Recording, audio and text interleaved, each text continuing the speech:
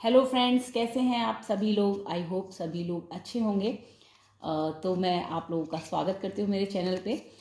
आज हम लोग जानने वाले हैं कि दिसंबर मंथ में, क्योंकि साल का एंड हो रहा है, तो आपने पूरे साल जो भी हार्ड वर्क किया है, जो भी इनर वर्क किया है, तो उसका क्या पॉजिटिव आउटकम यानी कि क्या पॉजिटिव चेंजेस आप अपनी लाइफ में देख सकते हैं। तो रीडिंग शुरू करने से पहले मैं सारे चार्जेस देती हूँ डिवाइन को। और ये रीडिंग जर्नल है, कलेक्टिव है, टाइमलेस है। जब भी आपकी स्क्रीन पर पॉपअप होती है तभी आपके लिए हो सकता है कि इसमें कोई मैसेज हो सकता है पूरी रीडिंग आपसे रेजोनेट करे, हो सकता है कि रीडिंग का कुछ पार्ट आपसे रेजोनेट करे, या हो सकता है कि आपसे बिल्कुल भी रेजोनेट ना करे। तो बिल्कुल ओपन माइंडेड होकर सुनिएगा, जो भी पार्ट आपसे रेजोनेट करे, जो भी हो उसको आप देखिएगा। प्लीज़ डिवाइन क्लियर आंसर दीजिए कि जो भी मेरे व्यूअर्स हैं, उन्होंने जो भी अभी तक हार्ड वर्क किया है पूरे साल, जो भी इनर वर्क किया है, उसकी क्या पॉजिटिव चेंजेस आने वाले हैं। तो ये है 5 कार्ड्स और बॉटम से है 7 ऑफ स्वॉर्ड्स। पहला कार्ड है 3 ऑफ कप्स, दूसरा कार्ड है ईस ऑफ कप्स, हाँ, तीसरा कार्ड है 9 ऑफ कप्स, क्या बात है,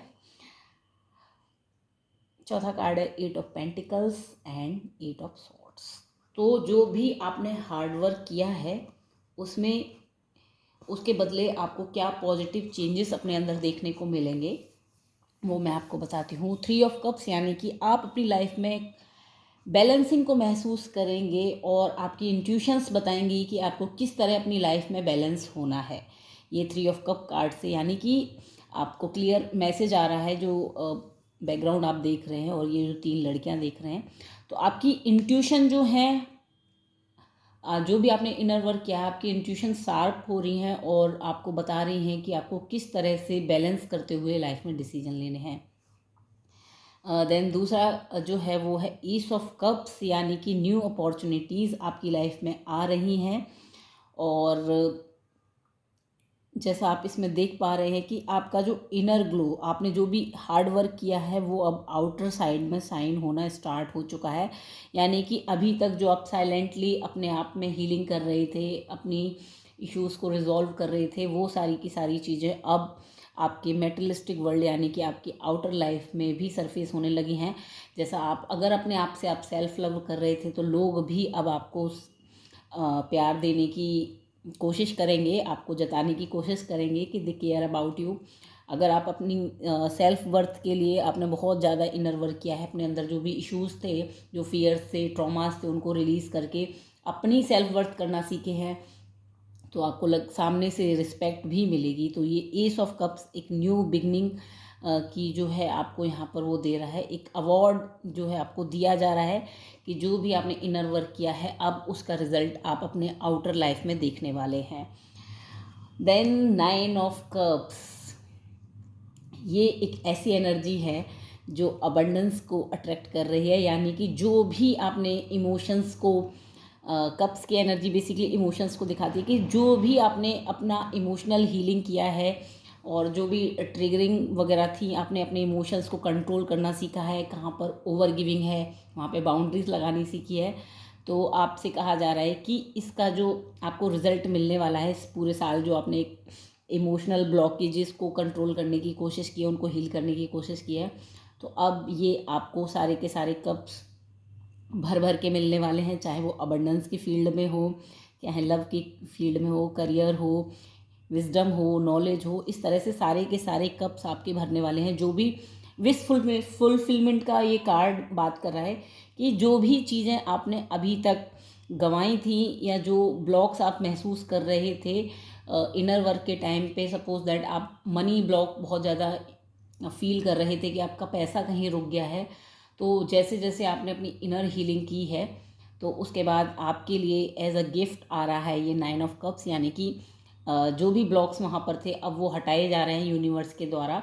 अगर आप बहुत ज़्यादा आइसोलेटेड थे तो एक सोल फैमिली आपकी तरफ आ रही है। अगर आप बहुत फियर में थे तो आपको करेजियस स्ट्रेंथ अगर आपने अपने अंदर जगाई है, तो आपको न्यू अपॉर्चुनिटीज़ मिलेंगी जहाँ पर आप अपने आप को अच्छे से एक्सप्रेस कर पाएँ। अगर आप क्रिएटिव थे बट आपको ऐसी स्टेज नहीं मिल रही थी जहाँ पर आप अपनी क्रिएटिविटी को शो कर पाएँ, तो अब आपको वो सारी अपॉर्चुनिटी मिलने जा रही है। देन है 8 ऑफ पेंटिकल्स। ये देखिए यहाँ पर ये एक लड़की होपफुली एक कैंडल को देख रही है और साथ में जो है यहाँ पर मून की अलग अलग तरह की स्टेट्स हैं, यानी कि पेंटिकल्स की हैं, बट बेसिकली मुझे जो फर्स्ट पिक हो रहा है वो मून हो रहा है कि आप अपने इमोशंस को घटा बढ़ा सकते हैं। यहाँ पे फुल आ रहा है, फिर इसमें पेंटिकल भी आ रहा है। इमोशंस को मतलब मून का भी एक साइकिल होता है, तो इमोशन घटते बढ़ते रहते हैं। तो यानी कि आप सिचुएशन के हिसाब से अपने इमोशंस को एडजस्ट करना सीख रहे हैं। और दूसरा फिर इसके पास जो है विजडम भी है, क्योंकि यहाँ पे बुक्स भी हैं, और एक कॉन्सनट्रेशन, यानी कि ये लड़की जो है कैंडल को देख रही है तो एक फुली कॉन्सनट्रेटेड होकर लड़की जो है उसका फोकस एक जिस चीज़ पर भी आता है, यानी कि जिस चीज़ पे भी इसका फोकस जा रहा है उस काम को वो कर रही है, और जहाँ पर जितना देना है, यानी कि कहाँ कितने इमोशंस देने हैं, ये इसको बखूबी समझ में आ रहा है। साथ में यहाँ पर इसके कुछ हर्ब्स तरह के रखे हुए हैं, यानी कि कुछ स्पिरिचुअल गिफ्ट अनलॉक होने वाले हैं आपके, क्योंकि आपने अपने इमोशंस को बहुत ज़्यादा कंट्रोल किया और कुछ इनर वर्क करते टाइम आपने जो विजडम, स्पिरिचुअल विजडम आपने अनलॉक की है कंसंट्रेशन के साथ, तो ये गिफ्ट आपके अनलॉक होने वाले हैं।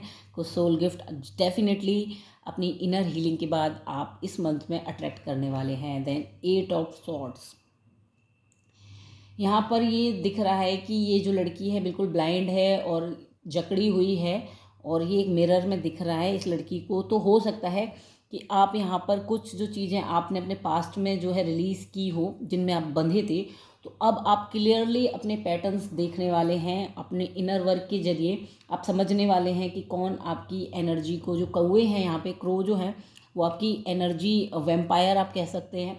तो आप क्लियरली अपने आप को ही मिरर में देख सकते हैं, यानी कि अपना ही ये लड़की मिरर देख रही है। तो आप अपने ही पैटर्न्स को, अपनी ही कमियों को बखूबी अब देखना सीख चुके हैं इतना इनर वर्क करने के बाद, और अब आपको पता है कि कौन सी चीज़ें आपको सर्व नहीं कर रही हैं। तो ये जो चीज़ है 8 ऑफ सॉर्ड्स, इसके बाद सॉर्ड्स की एनर्जी है, यानी कि फायर। अब आप जो है अपनी बाउंड्रीज बनाना सीख रहे हैं अपने ही पैटर्न्स को नोटिस करते हुए। देन इसके बाद है 7 ऑफ सॉर्ड्स। तो यहाँ पर आप देखिए कि 7 ऑफ सॉर्ड्स का मतलब यहाँ पे ये जो आदमी है ये भागता हुआ जा रहा है, और यहाँ पे जो क्रो है एक वार्निंग दे रहा है। मैं दिखाती हूँ इसको। तो ये कार्ड है, इसमें जो क्रो है, यहाँ पे जो क्रो आपको जो डेडिकेट मतलब डिनोट कर रहा है वो है आपके एंसेस्टर्स। तो यानी कि आपकी इंट्यूशन ही आपको अब गाइड कर दे रही है कि ये चीज़ सही नहीं है, ये आदमी बिट्रियल कर सकता है, आपको ट्रस्टवर्दी नहीं है।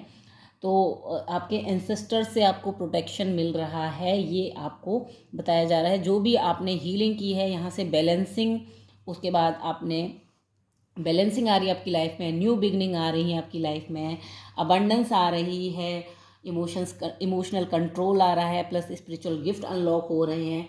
देन आप अपने ही पैटर्न्स को, अपने ही फ्लॉज को, अपने ही इनर वर्क को और डीपर करने वाले हैं। ऐसा नहीं है कि आपकी हीलिंग जर्नी यहीं पर स्टॉप होगी, आप और ज़्यादा आगे जा रहे हैं। और देन आपको समझ में आ रहा है कि कौन आपकी एनर्जीज़ के लिए अच्छा है, कौन नहीं है।